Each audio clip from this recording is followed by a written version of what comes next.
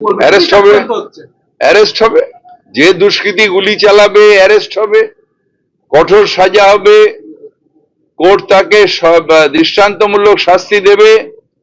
আমরা তো আর এখানে উত্তরপ্রদেশের মতন এনকাউন্টার করে দেব না পুলিশের লকআপে বা পুলিশের হ্যান্ডকাপ পরে।